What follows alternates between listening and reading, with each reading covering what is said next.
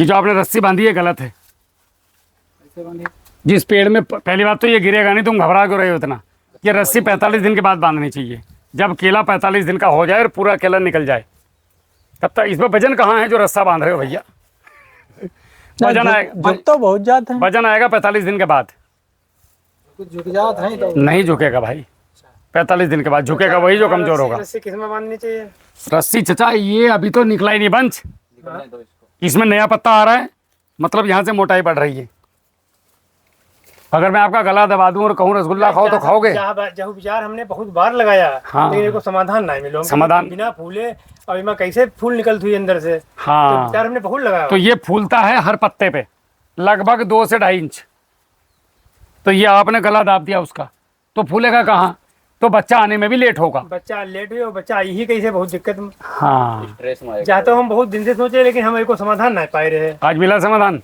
तो इसको नहीं बांधना। मैं कब अगर आपको ऐसा बांधने की जरूरत भी, एक मिनट, अगर आपको ऐसी बांधने की जरूरत भी पड़ रही है, कोई दिक्कत ऐसी आगे के साहब ज़्यादा पेड़ झुक रहा है, तो 200 रुपए के बांस खरीद के लाओ और एक बांस के 4 टुकड़े कर लो फाड़ के, और यहाँ पे खूंटी गाड़ दो इसके पीछे की तरफ और खूंटी में बांध दो इसको।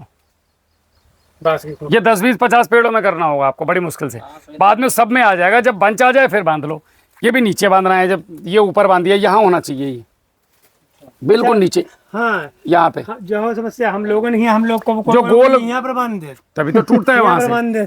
अच्छा यहाँ से बांध के तो टूटता है, अधिकतर पेड़ यहीं टूटे थे। यहीं से टूटेगा। आधी यही या जब कुछ तो इधर से टूटी। तो ये यहाँ से नहीं बांधना है, जहाँ या बांध दोगे वहीं से टूट जाएगा। और फूल जाए तो बाद बांधे उसमें, जब फूल निकल जाए पूरे तब। अगर तब तक इमरजेंसी आ रही पे, मेरे हिसाब से 10-20 पेड़ होते हैं जो गिरने की स्थिति में होते हैं, उनको खूंटी से बांध दो। क्लियर है? अब वो भैया कहाँ गए? हाँ जी है। आप पूछ रहे थे कुछ। खेत की तैयारी कैसे करनी है? खेत की तैयारी में आपने 30 किलो सरसों की खल लेनी है। 1 एकड़ की बताना आप। मैं 1 एकड़ की बात करता हूँ कभी भी। 30 किलो सरसों की खल, जी। 10 किलो चूना, 10 से 15 kilo, 10 kilo zinc sulphate, 10 kilo ferrous sulphate, आधा किलो पोटेशियम हुमेट और 250 ग्राम पोटेशियम फुलविक एसिड। ठीक है।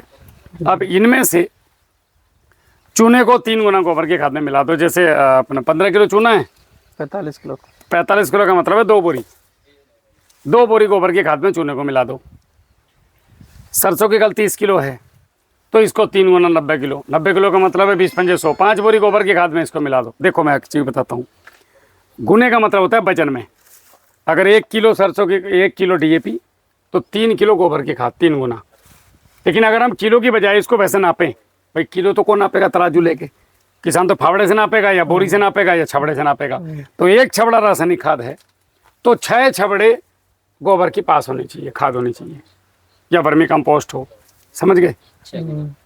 6 गुना अगर क्वांटिटी में नापते हो, अगर वेट में नापते हो तो 3 गुना। Clear concept?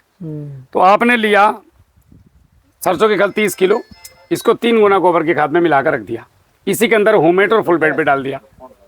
एक ढेरी अलग से जिंक की लगा दी, उसमें भी ऐसे ही मिला दिया। गुणा 3 का सूत्र है सभी में। एक ढेरी आपने उसकी लगा दी फेरस सल्फेट की, आयरन के लिए। अब ऐसे 1276 नंबर की वीडियो है हमारे चैनल पे, पर्ची दिया इन बालकों ने जी। इस पे 1276 नंबर की वीडियो देखना, हमने गन्ने में डाला ऐसे करके।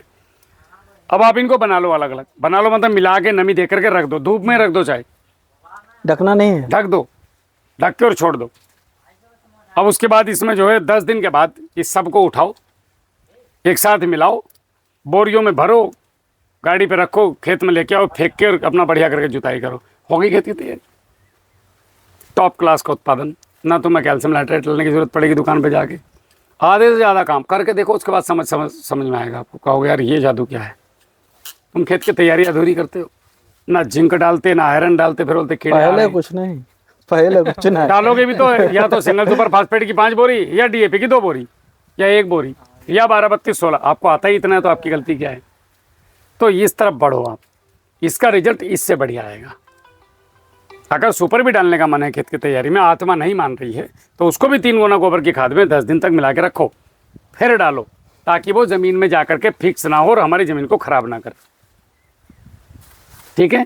जब आप पौधा लगाओ, पौधा लगाते समय 200 लीटर पानी में ट्राइकोडर्मा का घोल, ट्राइकोडर्मा बिपेरिया बेसियाना, जैसे हमारे यहाँ भूमित्र होता है और भूप्रेरी बोल रहा हूँ, इन दोनों को ले लो आप, ठीक है। और इसमें माइक्रोराइजा का एक डब्बा 3000 आईपी का, जो बागवानी के लिए बनता है। 2 तरीके के माइक्रोराइजा होते हैं, एक बनता है नॉर्मल फसलों के लिए, एक माइक्रोराइजा होता है। इधर इधर इधर माइक लगा हुआ है, माइक लगा हुआ है, माइक लगा हुआ है। तुम सांस भी लोगे तो आवाज जाएगी, जितनी बात करोगे सब वायरल हो जाएगी, इधर पकड़ जाओगे। पकड़ने वाला काम नहीं है। हाँ बस फिर ठीक है, नहीं घरवाली बोल रही कि हम सब सुन लिए।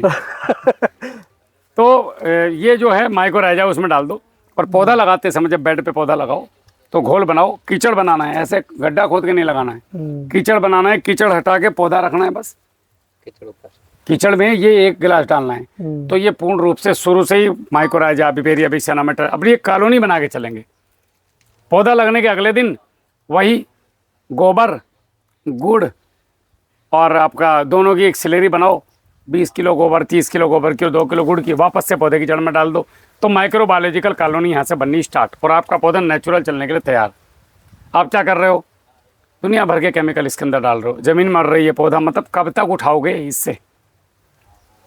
सुबह उठ के गुनगुना पानी पियो, बढ़िया सा एक आराम से नींबू पानी पियो या कुछ पियो, उसके बाद अच्छा सा नाश्ता करो। सुबह उठ के क्वार्टर चढ़ा रहे हो यार, कितने दिन जी लोगे। हम वही कर रहे हैं अपनी ज़मीनों के साथ।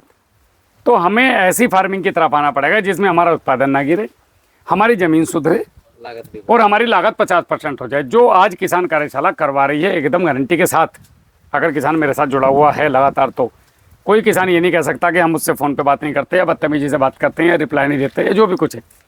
हाँ, वो आपकी गलती है कि आप अगर 5 ग्रुप में हो हमारे और 5 ग्रुप में एक ही चीज़ पूछ रहे हो, तो आपकी गलती है, क्योंकि अलग अलग एग्रीकल्चर कंसल्टेंट हर ग्रुप में हैं। हर आदमी अपने अनुभव के आधार पर बात करेगा। जैसे आप एक ही गाँव में हैं लेकिन अपने अपने सबके अनुभव अलग अलग हैं, ऐसे किसी भी एक आदमी से अगर आपको रिप्लाई मिल गया तो आप उसको रिकन्फर्म मेरे से कर सकते हैं, लेकिन उसको करो। तो इस तरीके से अपनी खेती करो आराम से, बाकी हम लोग साथ में खड़े हैं, कोई पैसा लेते नहीं। ऐसा नहीं कि तुम फ़ोन करोगे तो 5 रुपये देने पड़ेंगे। अब फ्री की सेवा का भी फ़ायदा नहीं उठा रहे भाई, तो फिर तो गड़बड़ है। ठीक है, और कोई सवाल? नहीं, कोई चलो ठीक है।